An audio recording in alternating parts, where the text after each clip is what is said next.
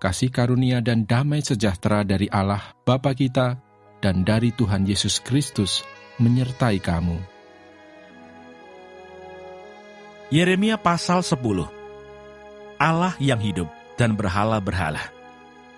Dengarkanlah firman yang disampaikan Tuhan kepadamu, hai kaum Israel. Beginilah firman Tuhan. Janganlah biasakan dirimu dengan tingkah langkah bangsa-bangsa. Janganlah gentar terhadap tanda-tanda di langit, sekalipun bangsa-bangsa gentar terhadapnya. Sebab yang disegani bangsa-bangsa adalah kesia-siaan. Bukankah berhala itu pohon kayu yang ditebang orang dari hutan, yang dikerjakan dengan pahat oleh tangan tukang kayu? Orang memperindahnya dengan emas dan perak, orang memperkuatnya dengan paku dan palu, supaya jangan goyang. Berhala itu sama seperti orang-orangan di kebun mentimun, tidak dapat berbicara. Orang harus mengangkatnya, sebab tidak dapat melangkah. Janganlah takut kepadanya, sebab berhala itu tidak dapat berbuat jahat, dan berbuat baik pun tidak dapat. Tidak ada yang sama seperti Engkau, ya Tuhan.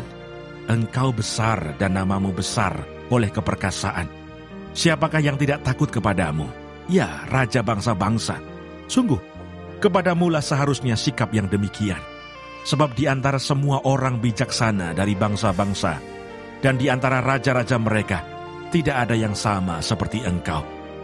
Berhala itu semuanya bodoh dan dungu. Petunjuk dewa itu sia-sia karena ia hanya kayu belaka. Perak kepingan dibawa dari Tarsis, dan emas dari Ufas. Berhala itu buatan tukang dan buatan tangan pandai emas. Pakaiannya dari kain ungu tua dan kain ungu muda. Semuanya buatan orang-orang ahli. Tetapi Tuhan adalah Allah yang benar.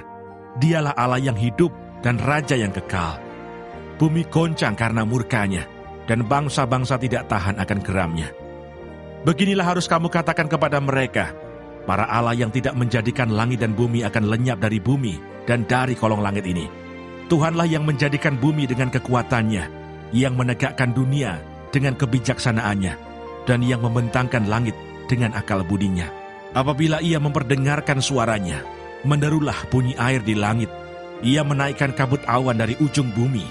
Ia membuat kilat serta dengan hujan, dan mengeluarkan angin dari perbendaharaannya.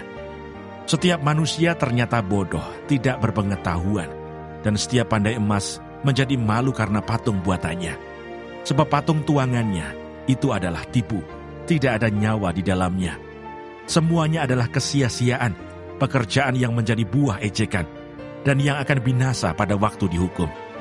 Tidaklah begitu dia yang menjadi bagian Yakub, sebab dialah yang membentuk segala-galanya, dan Israel adalah suku miliknya. Namanya ialah Tuhan semesta alam. Yehuda menjadi sunyi sepi. Angkutlah barang-barangmu dari negeri ini, hai orang-orang yang berada dalam pengepungan.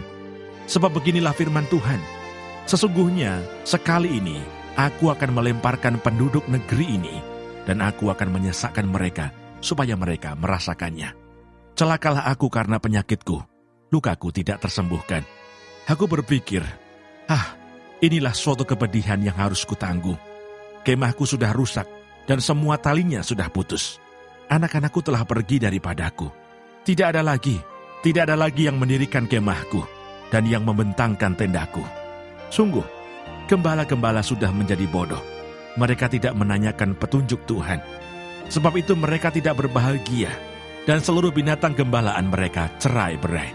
Terdengarlah suatu berita bunyinya, kegemparan besar akan datang dari tanah sebelah utara, untuk membuat kota-kota Yehuda menjadi sunyi sepi, menjadi tempat persembunyian serigala-serigala.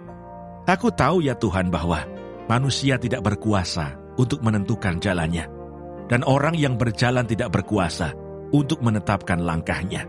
Hajarlah aku ya Tuhan, tetapi dengan selayaknya. Jangan dengan murkamu, supaya aku jangan kau binasakan. Tumpahkanlah kepanasan amarahmu ke atas bangsa-bangsa yang tidak mengenal Engkau, ke atas kaum-kaum keluarga yang tidak menyerukan namamu. Sebab mereka telah memakan Yakub dan menghabisinya, dan membuat tempat kediamannya menjadi puing.